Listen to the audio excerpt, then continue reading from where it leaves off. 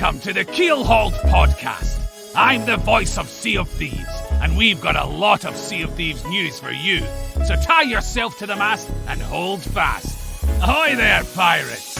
I hope you had yourself a good week and a good weekend. I know I did. And your host, CaptainLogun.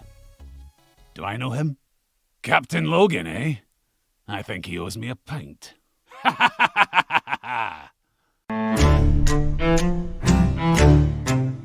It comes in pints?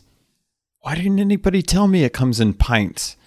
All right. Well, apparently I owe John McMurtry a big thank you on the podcast, first off, for recording multiple takes of the intro. I pieced together the ones that I liked for this one. Expect to hear him more as the podcast grows. Thank you so much for doing the intro. It was a real joy to get to sit down and kind of listen to all the different versions that you gave me. And can't wait to use them in future episodes. And I will definitely, more than anything, I will buy you a pint as soon as we get an opportunity to go outside and have conventions again. Can we please have conventions again? I really want to meet you guys. But with that, we have a lot of news. As John said, we have a lot to discuss. And some of it is going to touch on some of the stuff that I talked about in the Let's Get Critical episode. So if you haven't listened to that, make sure you go take some time to listen in on that episode, because I'm going to be referring to a lot of it from an update perspective. A lot of stuff happened this week, and we got some good news, we got some interesting news, and we got a lot of discussion regarding the state of the game with the upcoming May update. So let's get into it. First up on today's docket, let's discuss the official Sea of Thieves News May update that we got on the 20th. This is bringing you news from home, because Rare is now currently working from, well, not now, they have been working from home for quite a while, and they wanted to kind of touch on some of the stuff that we can expect in the next coming month. So May 27th is the new update. This is going to be the quality of life update that you can expect coming in the near future. Actually, not too far, a couple days. So if you're listening to this at the time of recording, again, sorry, this is a little bit later, but I wanted to kind of think about some of the stuff that we're going to be talking on. So we found out that the next update is going to be on May 27th. This is going to be quality of life. They didn't really say what's coming in it, surprisingly. I actually kind of expected some news about some of the quality of life changes or bug fixes that are coming. I would anticipate this is going to be a little bit less of a shrouded spoils kind of update and more just kind of a month to work on tuning some of the stuff that came with the Ships of Fortune update, because that was a really big deal. The emissaries brought in a lot of new tech, and I imagine that this is just going to be them kind of tightening up things and working on things in the future. So Joe kind of talks about how some things are going to be easier to do in the future because of this update, and how some of the bugs may take a little bit longer than this current update to work out, but they are aware of them. They are aware of our feedback and want to let us know that they're going to be working on these to try and make sure that things are happy, that we're happy with the game, because there's a few things that, you know, I talked about last week that you guys wrote in about, and I want to touch on some of those in a little bit, but I wanted to jump into kind of the major news that was with this video, and that was that they were teasing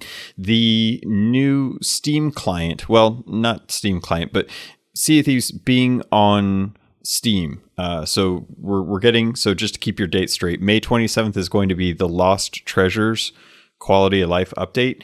The Steam client, that is actually coming on June 3rd. So there's a little bit of information that you guys want to know about that, and I'm going to go into that in a sec. But we're getting Sea of Thieves on Steam on June 3rd. This is great for PC users because Steam is a huge library store kind of housing area for games. Pretty much everyone uses Steam. If you play games on your PC, you've probably got a Steam account. So the fact that Sea of Thieves is coming to there is great, because it's going to open it up to a vast amount of fresh meat. I mean, new pirates for us to train in how to we're going to steal their treasure. We're basically going to be stealing. But try to be nice if you go out there. If you happen to find some new pirates, try to be a little gentle on them, because we want them to stick around. We want them to enjoy it, and we don't want them to play less than 2 hours and get their refund from Steam, because we want the game to do well. So with the update, actually I'm going to dive into the details about that, but along with this video, we also found out that there's a new trailer, and the new trailer is pretty interesting, because I don't think that many of us expected the trailer to sound the way it does. It was very punchy, had a great song. I really enjoyed it. It wasn't very much what you would expect from a normal Sea of Thieves trailer. Most of the Sea of Thieves trailers that we get are very in theme. And this definitely felt like kind of a poppy kind of... you know what? I'll tell you what. Let me just play it for you. We are the new legends. This is the new age. We are the new legends. The new legends.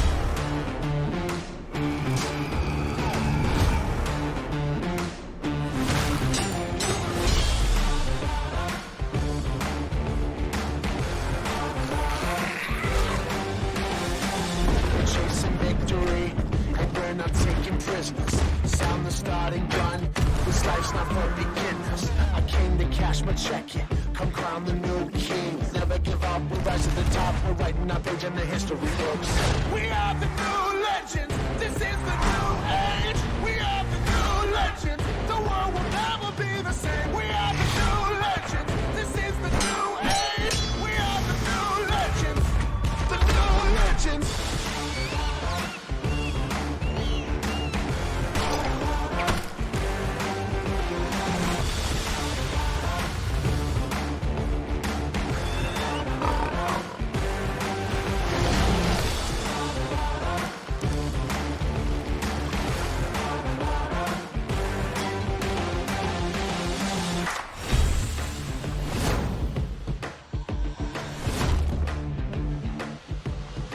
So yeah, like I said, man, I really like it. It's really cool. I just realized that it's not the standard type of Robin Beanland music that we would normally get. And as much as I love Robin, I think that this would definitely be kind of an exciting, adrenaline-filled song to kind of get pumped for jumping on the seas and checking out what this game is about, because that's essentially what this is for. This is to try and get more people who are on Steam, and this game has to compete with a lot of other games on Steam. So if you're trying to understand why this doesn't feel so Sea of Thieves like, it's because it's trying to market it to a different type of person, someone that wouldn't normally check out Sea of Thieves. But because the number of pirate games on Steam is vast, and there's really only one good one now, well, there will be as soon as this comes out, but I'm glad that they're doing this, because they're stepping out of their comfort zone, and it doesn't have to be for everyone, and that's fine, because maybe it'll be for someone else, and that someone else will realize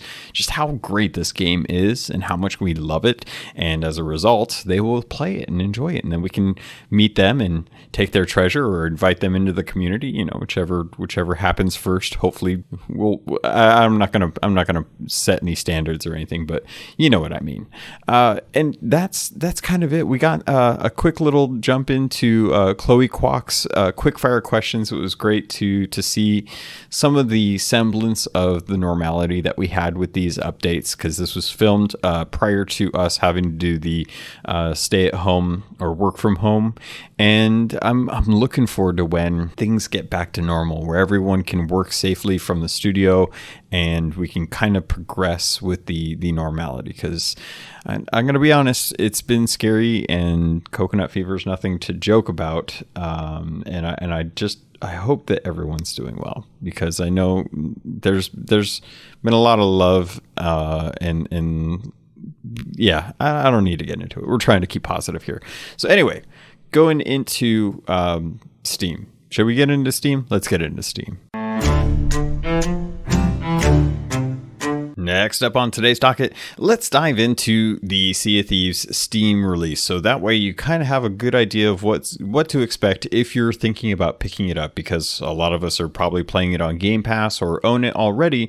And if you're playing it on PC, why would you want to pick it up on Steam if you already own it? Because you already have it on Microsoft Store. Well, that is simple. One thing. Well, yeah, there's one thing. It tracks your time. This is something that Xbox users can find out usually at the year end kind of thing, where they show you how much game time you've actually played. With Sea of Thieves on PC, that's just not a thing. We just don't know how much time we spent on it. And while we'll never know what the first 2 years of playing time frame is, we can still kind of start tracking that on Steam. So what do you need to know about Sea of Thieves? Well, I opened up the FAQ and I figured I'd dive into a few of these just to give you guys some information in case you're maybe thinking about picking it up. Well, first off, do you get it for free if you own the Windows 10 version? Unfortunately, no. No, you don't. If you own the regular version through the Microsoft Store, you still have to purchase it through Steam. Well, how much is it on Steam? The normal price is going to be $40, which is right about that level that I would expect most people to get it or not.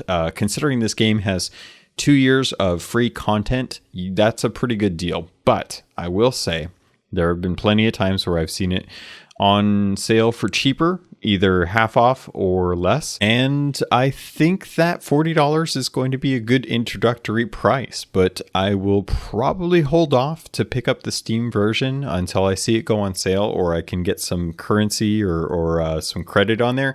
And that's just kind of, I mean, I don't necessarily need to pick up like the Halo stuff on Steam because I already have it on Game Pass. I already own the game, so I don't really need it. But this is one of those things where I do want to see them succeed. So I'm willing to spend the money when I can get a little bit better of a deal, since it's just going to be a double dipping scenario. Some of the things that you might want to know if you do pick up the Steam version is your progress. How much of your progress carries over? Well, all of it. You're going to get all of your cosmetics, all of your ranks and currencies, anything that you have unlocked with your Xbox Live account, that is all going to be tied to the Steam version, because you're going to need an Xbox Live account for this. So if you have Steam, but you don't have an Xbox Live account, you'll have to go to xbox.com/live to create an account that you can then use to link. So essentially what this is doing is using the Windows client and tying it through Steam. So you can have your Steam friends and you can invite your friends through Steam, but all of that is going to still be running on the Windows 10 client, which also means you're going to need the Windows 10 client.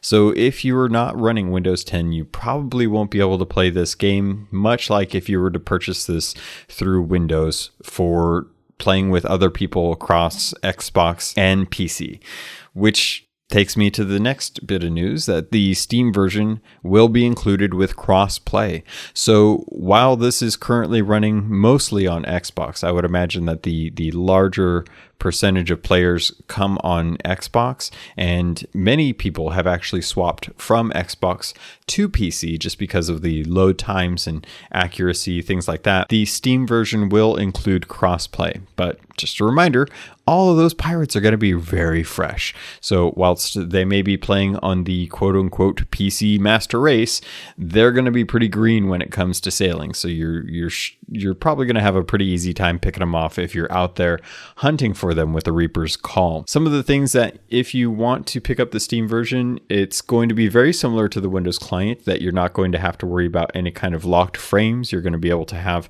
uncapped frames similar to the Windows client. And if you want to activate any kind of codes that may come up, so say they release cosmetic codes like the Obsidian 6-pack and you get the code for that, how do you redeem it? Well, it's not going to be through Steam. It's actually going to be through the redeem.microsoft.com website, and you're still going to have to log into your Microsoft Live account to be able to get these. So those are some of the things that I wanted to dive into because I know that some people may have questions about the Steam client and are not quite sure where to get that information. The FAQ, I will have a link to that site on the show notes if you want to take a look for yourself. I did cover it for the most part verbatim, but if you wanted to read it for yourself, I will have those in the show notes. And yeah, it's over on the steamcommunity.com page. So that's kind of wondering if you're heading over to seathieves.com and you're wondering how come you can't find this FAQ for the Steam client, it's because it's actually through Steam. So hopefully all of this information helps you make a more informed purchasing decision if you are thinking about getting the Steam client. And again, that's coming out on June 3rd of 2020. Next up on today's docket, let's dive into the competition of courage, because this is something that's been running for a little over 3 weeks. It's been most of May, which has been nice because I haven't really taken it too seriously.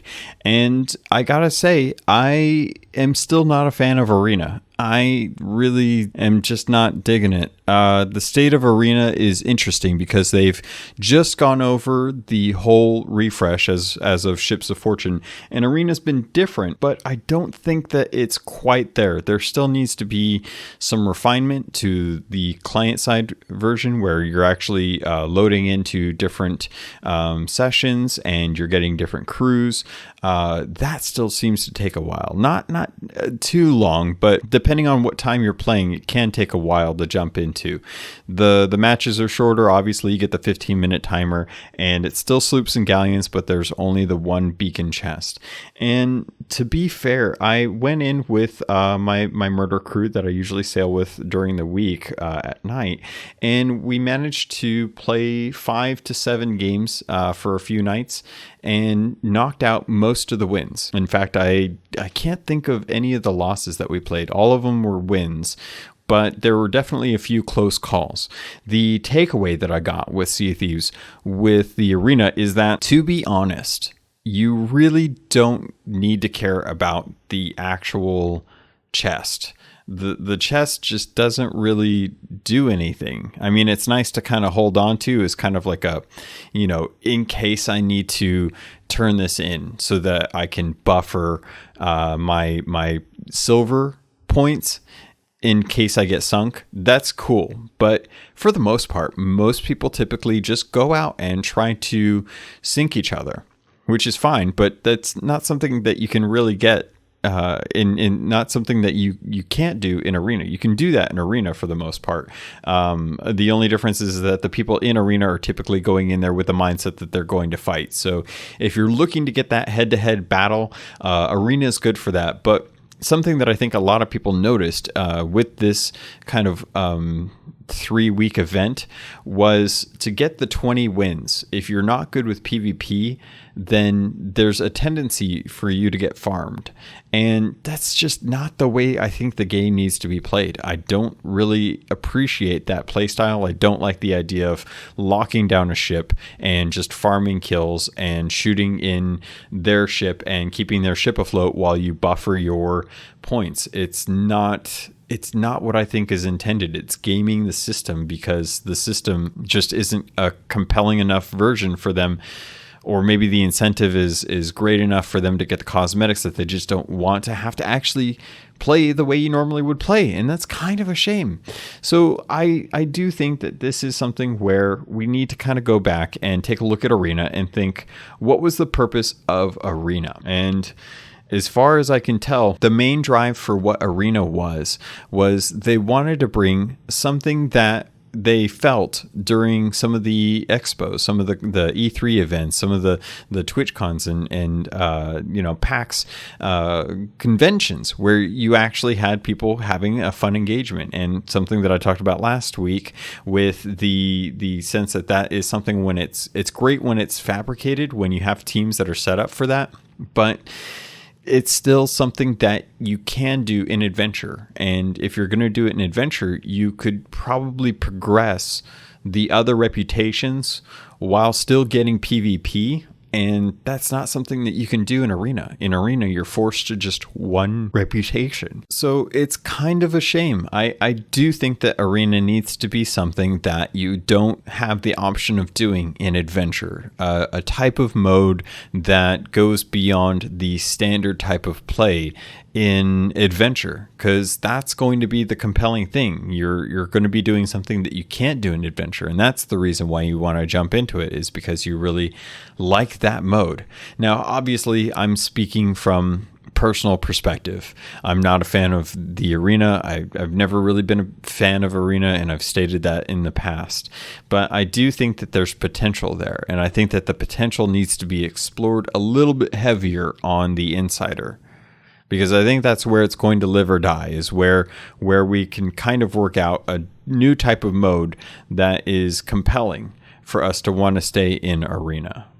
So with that being said, I'm 1 win away currently, and that's because we kind of did 19 wins over the course of a couple nights, and then we decided we were going to do the last one the next night, and we just haven't gotten around to it. In fact, I haven't seen anyone playing the last few nights, so I think we all kind of got burnt out on Arena trying to get these 20 wins and trying to get everyone the silver that they need for the sword and the boots and stuff. And we really just decided to kind of take a break without actually saying it.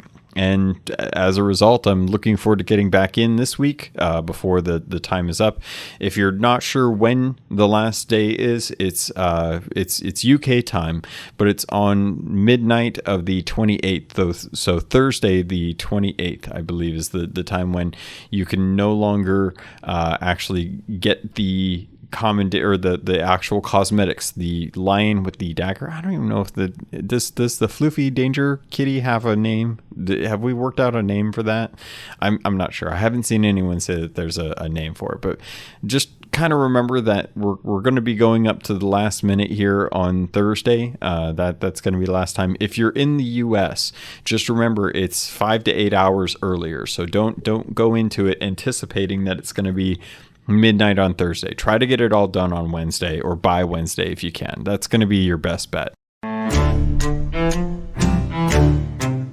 Next up on today's docket, I wanted to dive into something that has become a bit of a debate. And it's funny that this debate comes up because it's something that I know that I've talked with in the past with a few people, but we're going to have to talk about Summit. And this is something that is in regards to double gun, but it's not actually what you think it might be. It's actually kind of a twist, because this is probably the first time Summit has ever come out and stated that he thinks, for now, and I think his time is, or I think his opinion has actually changed a bit since this tweet, but he's actually stated that he thinks the best way to fix double guns because of the hit registration is to force sword and gun versus double gun. So I wanted to kind of open the forums on this and dive into the discussion about it, because it's a conversation that I've had with a few other people, and I put a poll out on Twitter, and I asked that people not to argue with each other, but just to kind of state their reasons for why they think it should be forced with sword and gun or double gun. And the caveat to this is that I wanted to have it so that this is something that's tested on Insider. Obviously, this is not something where I think we need to just change it without testing to see how the balance is, because obviously with a change like changing it so that you can't equip two guns at the same time, you really want to test that. You really want to see if that's the right way to go about it. So with the tweet, I put out the poll. It was only going for about a day, and I got over 200 votes on this, and 88% of you said that we should test out sword and gun only in the Insiders. Now, I don't know if necessarily everyone was ready to say this is the end all be all, and that for sure we should just switch it so that it has to be a lot more calculated on your choices. And I definitely want to test it. I'm not sure if I'm 100% sold on doing it, but I'm a lot more sold on doing it or going sword and gun than I am allowing double gun, if it will fix the issue that people have where two people on a sloop can essentially lock down just about anyone when you spawn in to your ship, because they can shoot you with a flintlock. If both hit, then that's 100%. They can still do that with a sword and gun, but if they miss, if you manage to jump out of the way, then they still have an eye of reach or a blunder to get you without having to actually close any distance. And that's tough. That's tough if they're good. There's obviously ways around getting out of that situation. It's definitely possible, but it's going to be more difficult if they had a sword and gun. So that's kind of the scenario that we're looking at when we're going into this discussion. So I wanted to kind of talk about some of the responses that I got to this, because a lot of people have very strong feelings about this, and all of those feelings are very validated. They're valid. Everyone's opinion is valid, and everyone's opinion has a right to be heard. So I'm going to go through some of these. Obviously there was a lot of them, so I don't want to take too much of your time reading some of the things that you guys might actually have written, but I wanted to kind of express some of other people's thoughts on this. So let's see. Flintlock Avery wrote in, said, I run sword and pistol. I'll blunder / long reach when fighting Megs or Krakens for the damage, but when I PvP, I like the quickness of sword and pistol. I think there's some of the tweaks that they could make to balance, but it is what it is. Luckily, we can't dual wield pistols. That would definitely be pretty tough. Quartermaster Zeta wrote in, said, a debate that's been talked with my friends since the first time double gunning was a problem. In my opinion, I think swords should be locked, meaning you can't unequip it. Out of all the pirate info I've ever seen, all pirates had one sword / knife at all times. Also, it has more skill involved, and that's an interesting perspective too, because I do think that you need to be good with the sword if you're going to fight someone else with the sword, but more or less in the fights that I've seen, it generally degrades to just spamming the left click mouse button, and only a few really good PvPers with the sword have been able to outmaneuver and outplay random sword spamming. And that's tough, because part of it's also that you're relying on the game to register your inputs correctly, and that they're registering the blocks correctly. So if you run into a situation where that doesn't work, then it really doesn't instill a lot of faith in running with a sword. So you might be more tempted to run with a blunderbuss in that instance. Zack Attack also responds to this and says, I couldn't agree more. A sword feels like an extension of a pirate's arm and could be used in a variety of ways. Though we play in a fictional world, it's really neat to add realistic elements of piracy. So that kind of goes into, and Zeta talks about bunny hopping in battle and how that really doesn't feel like the realism that you would normally expect. And I would kind of turn to some of the acrobatics and some of the Pirates of the Caribbean movies that Zach kind of brings up, and it's tough. Captain Balzonia wrote in and said, this is a tough decision for me because I do respect the freedom that we have in what we choose to carry and in what order, but providing a restriction that locks the sword and gun combo as the only option, it would provide way more fun with the sword play. I would rather cross swords, to be honest. So this is again kind of going into the idea that it builds into the fantasy and forces the hand of Rare, that if they're going to force swords, then they have to make sure that sword engagement is fun and fair. Orca Singh writes in, says, in my opinion, the combat was great until Double Gun changed, the combat was great until Double Gun changed everything and ruined PvP. Well, unfortunately, Double Gun's been a long time in the making. In fact, we used to be able to have all of our weapons at one point. It says it's just too OP and just makes combat harder and unfair. Sword has been left in the dust to some, and reply double gun for easy kills. Don't get me started on sword spam. It's more like a sword swarm. Yeah, that's kind of the issue. Toe Jam wrote in and said, either Either is fine in my opinion. The problem at the moment is the damage they do, and that you can't stop someone from shooting you up or close up. Reduce the damage of guns, add hitbox multipliers to get that damage back, add aim punch to the sword slashes that affects ADS only, also fix hit registration. And I wouldn't mind something like a melee attack with the bunt of your sword. You know, if you'd be able to punch someone with your sword while you're blocking to kind of knock them back. Brigitte in Overwatch is a good example of having a shield and shield bashing someone, charging forward and actually knocking or stunning them. Maybe not to that extent with Sea of Thieves, but being able to push someone back a little bit so that they're not crowding you if you have your sword up would be kind of an interesting way to kind of get some space so that you can maneuver around something. Captain Deadeye Dre's wrote in, says, my personal bias is sword and gun, but I think gun should be respected. Rather than lock people in, I'd rather they introduce new melee/sword weapons that gave more options and maybe provided some counterplay to gun. But yes, they should at least try sword gun on insiders. Thor von Blitz, I'm going to put as the last one, and obviously a lot of people wrote into this. I respect everyone's decision on this and on the poll, but I just don't want to take up too much time kind of reading through some of these. I really respected everyone's opinion, so everyone had a really good perspective.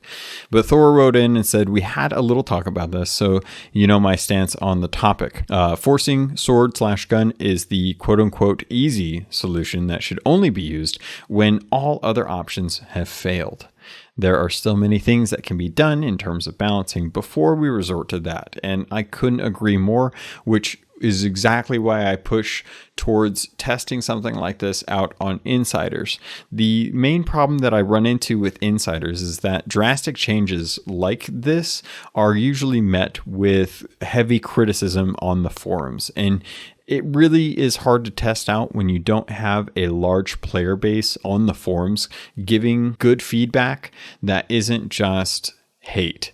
Having critical appraisal of a change like this is something that I think really needs to be tested out over the course of time, not just one insider update. This is something that I think they should change in the insiders for a couple months to give people a chance to play with it, to feel comfortable with it. Very similar to the way that we had to get used to chain shots and to the new barrel system and resurrection. A lot of people thought that resurrection would be the death of sloops. It's not. They still have a place. It just takes a little different of an approach. I think that we need to test this out. I think that it's going to be great. And let's see, I'm going to take a sec and see if there are any others on here that I really think I should say. A lot of the people really do think that that having the sword and gun is kind of the quintessential type of pirate play. And I couldn't agree more. And I do want people to feel like they can double gun. But if it's a way that we can create balance in the game, even if it's just to give people or give Rare time to actually balance gunplay and then test that on insiders, maybe that would be worth it, because it wasn't that long ago. It was a couple years ago when I got really used to having my sword and my flintlock and my blunderbuss and my eye of reach, and I could switch between all four at any given time. And the beauty of it was Order of Souls was super easy. We didn't. It was just random skellies. We had random skellies on the beta when you were fighting stuff like that. We didn't have Order of Souls. It was just Gold Hoarder. But random skellies were easy because you could swap between all of them. And then when the game came out, at one point we just couldn't, and we had to kind of decide. And it wasn't until shortly after launch that we realized that you could go with the double guns, and we use that a lot. And I think a lot of people just kind of stuck with swords because the sword lunge is really powerful for getting around, for traversal, especially trying to get back to your ship if your ship gets snuck up on and they're getting ready to steal stuff from it.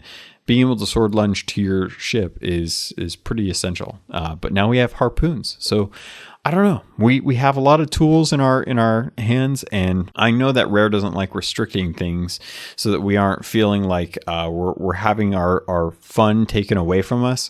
But if the fun that some people have is fewer or less than the amount of stress and frustrations that a lot of people get with the game. It's hard to justify if this is still the right move. So, and to kind of go back onto Summit's tweet, a lot of his perspective, from what I understand, is coming from the frustrations of the state of arena and hit registration. Having hit registration just not work and being limited to 5 shots per gun really does kind of point out the fact that it's hard to want to use double gun when it's not reliable. And the same thing applies to swords too. So the poll, as a result, it was really overwhelming in the sword/gun results. Sword/gun got 88.9% of people wanting to have it just be sword and gun versus double gun, and 11.1% were wanting double gun. I didn't give any other options. I wanted people to make a choice in that to be able to test out. So I hope that if you feel like double gun is your playstyle, that something happens that enables you to be able to trust the hit registration, but balance comes so that people who like to use sword don't feel forced into double gun because they just can't compete with range. When you have 2 guns at range and you're using a sword and a gun, you're really kind of stuck. You really like the load time between. Okay, so say that you are shooting your flintlock. The amount of time that it takes to reload your flintlock should be the amount of time it takes for you to equip your other gun, so that you're only ever able to shoot one weapon at a time that is equal to the reload time. And I'm aware that some of the guns have different reload times as well too. So that kind of needs to be addressed first, but possibly a fix for this is that the amount of time it takes to reload a gun is the amount of time it takes for you to switch guns, so that it's harder for you to shoot more than 100% of a person's health in less time than it takes to reload any single gun. And that would kind of give opportunity for a player who's using a sword to try and close that distance, or at least use their gun to do that. And obviously, if you're using a sword should be able to come out faster than trying to reload an entire gun, because I can pull out a sword faster than I can reload an Eye of Reach.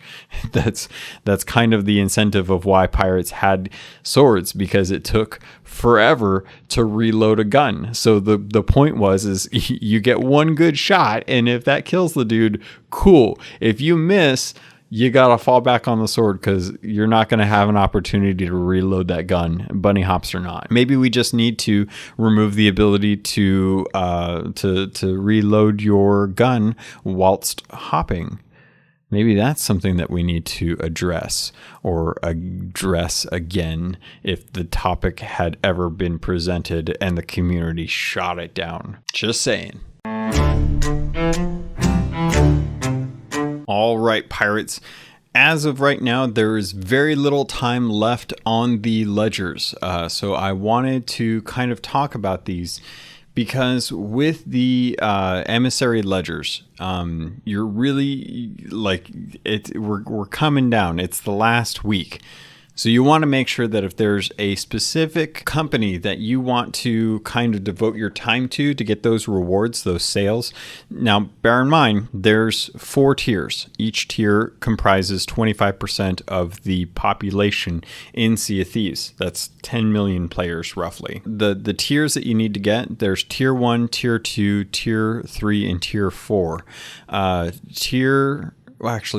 So the bottom tier, which is tier 4, you don't really get anything for that. The second from bottom, tier 3, that you'll get a title for. Tier 2, which is the second from the best, you're going to get a type of sales. And tier 1, the highest, you're going to be able to get a type of sales as well too. So if you hit the highest tier possible, tier 1, you're going to get all of the rewards that are in the lower tiers. And that goes across the board with tier 2 as well too. So if you hit tier 2, then you'll get the sales for that tier plus the title. And if you hit tier 3, you're just going to get the title. So you got less than a week. You can head over to seaofthieves.com/leaderboards to log into Sea of Thieves and see just where you stand on each of the different companies. Now, bear in mind, there's 5 of them. So you can click and see like which ones you have. You can also check in game too, where you stand on the ledgers as well too. And the reason I'm bringing this up with less than a week is because a lot of people are concerned about getting all of these sales before the end of the week, so that you can get all of the different liveries. And I just wanted to let everyone know right now that if you don't know, there's no reason, if you're listening to this, that you shouldn't know from now on. These liveries, these sales for each of the companies aren't changing after the week. I've said it in the past that it would. There was a correction. I'm pretty sure I made the correction for that in the episode following that one. But after the ledgers reset, you're going to have the same sales after this. So if you don't get it this week, don't worry. Whatever you don't get, you can focus on next time. So in the next reset, if say you didn't get the Order of Souls because it was really tough and you wanted to get that, but you got Athena's Fortune and you managed to get Reaper's Bones, then cool. You don't have to worry about the Reaper's Bones and Athena's Fortunes. You've already got those rewards. Now you can focus on Order of Souls or Gold Hoarder or Merchant Alliance. And if you've managed to get the highest tier in a couple of them, then in only the second highest tier and a couple other ones, then whatever you've capped out on, whatever you've already earned, don't worry about that one. Obviously, when you jump into the game, you're going to play the game how you want, and you're going to choose which ones you want to focus on as far as gaining levels. But you have some time to be able to work on those levels. So if you don't get what you want this reset, then next reset, the rewards are going to be the same. They have stated that they do plan on changing the rewards or adding different rewards in the future, but we have no time frame on that right now. So don't fret if you feel like you're running out of time and you're really close to getting that number 1 tier, but you're not so close in some of the other ones. Maybe focus on the one that you're closest to getting the top tier in, that you want to get those rewards. Because those are the ways that you're going to be able to get other rewards for the other companies next round, because you can focus a little bit more on that.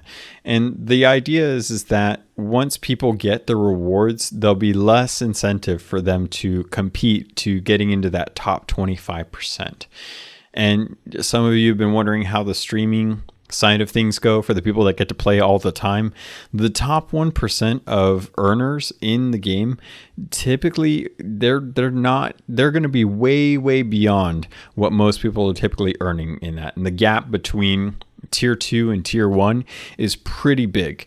So I played Reaper's Bones pretty heavily when the game first had the update. And I've been out sailing a few times since then, over the last 3 weeks, and I've done a little bit of Reaper's Bones, but I really haven't focused on it that much. I am still in the top 25% as a result, and have stayed there since, with very little push to get into or to stay into that tier.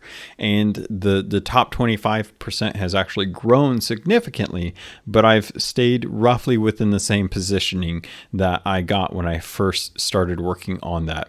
And that has kind of enabled me to jump into the other different companies and work on those. So Athena's Fortune, I'm Gucci on that. That's great. I'm looking forward to those. The Merchant Alliance, I think I need a little bit more to stay in the top one, just to kind of give myself some buffer. And same thing with Gold Hoarders. And I really haven't focused on Order of Souls this time, because it hasn't really been one of the factions that I really wanted to jump into. So with that, pirates, hopefully this alleviates some stress if you've been wondering just how things are going to go going into the next reset for the ledgers. I hope that you don't stress out too much about this. Again, I always recommend people jump into the Discord if you're looking for people to sail with, because a lot of them have been going around and trying to get just some of these ledgers set up so that they'll be good. And obviously with less than a week, now's a good time to jump in with some people, some good folks, and try and get those ledgers worked on. And I think that's about it as far as news. Pirates, the things that I want to hear from you about are, what do you think of the Steam client being just the Windows client? What do you think of the price tag for $40? Is that too high? Is that too low? What do you think? I also want to know about your thoughts on the sword gun versus double gun. Like, is that something that you support as far as testing out to see if that's something that will help bring balance to the, bring balance to the seas, whether or not that's something that will kind of prohibit people from being able to kill others quickly and give people an opportunity to get back into a fight, to actually fight for their survival, as opposed to just dying almost instantly once they respawn, if a crew is that good. And also, I'm curious, how are you doing on your ledgers? Have you been enjoying it? Is it a system that you see yourself continuing on, depending on what kind of new cosmetics come out? Or are you just going to run it because you enjoy getting the additional gold for your voyages? I want to know. So let me know. Hit me up over on Twitter at CAPT_LOGUN, or you can send an email in at CAPTLOGUN@gmail.com. You can always send me a message too on Discord. There's a way you can message me privately, or if you wanted to, you can always put it in the questions and feedback section. I got a lot of people that reached out to me last week that said they enjoyed the episode, and I think it was mostly because we talked about things that are on your guys' mind. So I want to know what's on your mind. And with that, pirates, I think that's going to do it. I do have a special story that I want to dive into as well.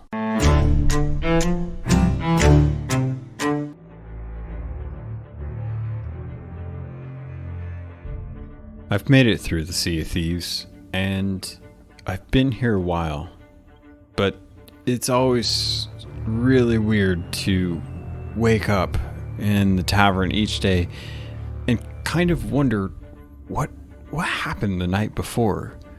Because I'm pretty sure I made it back with all my treasure, but one can never really be sure in these times. So at this point, I just kind of have to start from scratch and hope that this time out, it's going to be even better than what I think last night was like. Well, we might as well see how it goes. I wake up in the tavern, and as I'm looking around, I see some familiar faces. Obviously, there's the mysterious stranger who's always there and always mysterious, and Tracy, who's always been really kind to me and really nice. Duke is kind of looking at me weird like he always does. I really don't like that guy. And as I look around, I notice there's a familiar painting on the wall. And as I look at it, it's of a friend who, for some reason, is staring at a inky black sea of tentacles. Still not quite sure what he was doing out there. Going out into the ocean, into the sea, I look out and I see blue skies, blue waters. There's a skeleton out there. This big old skeleton skull that I'm not quite sure if I want to do that or not. But there's my trusty ship. Good old sloop, the Sitting Duck. As I wander out onto the beach, see some familiar faces. Obviously there's Humphrey, the hoarder. He's a weird guy. And I head over to the Order of Souls Tavern, where obviously Madame Olive's there, who, we've talked in the past, and I've helped free the souls of the Wild Rose. But I'm trying to decide, what should I do today? Should I go to Humphrey? Should I go to Madame Olive? I'm going to head down to the dock and see if maybe I can see what the merchants are up to. The merchants have always done me well, and Molly's out here. She was, of course, the original founder of the Merchant Alliance, and good soul as well, too. Looks like there's one of those Reaper's chests out past Cannon Cove. What should I do? Should I head over to Humphrey and start working on Order of Souls, or should I head over to Madame Olivia? What about Molly? She's always got some good money in her coin purse for chickens or for cargo that needs to be delivered. What should I do? Hey, I know. I got an idea. Why don't you guys help me out here? What should I go on? Should I head over to the Order of Souls and see if I can find some treasure? Hopefully nothing too cursed. Or should I head over to the really cursed with Madame Olive and try my hand at some Order of Souls missions and hopefully not turn into a skeleton captain that I've heard so many people say they've seen me already. Not too comforting there. What about Molly? Molly's pretty solid. She's always been a good person to me, and well, we've always had a really good working relationship. I need your help, folks. I need you to help me figure out what the heck am I gonna do today. So let me know. Who should I go join up and get some coin from? All right, pirates, that's going to do it for this episode of Keelhauled. I hope you enjoyed it. I hope you liked it.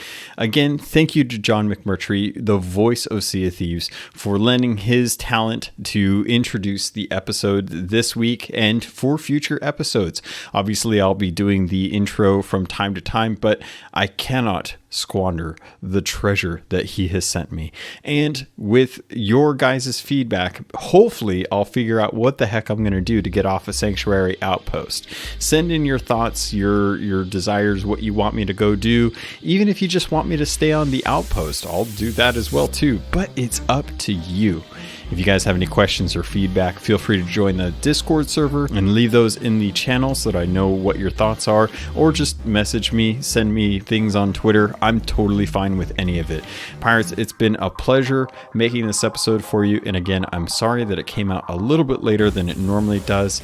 With the three-day holiday, I wanted to take some time to spend some quality kind of relaxing in my brain and all that fun jazz. So I hope that you see this episode well, and I look forward to sailing with you on the Sea of Thieves.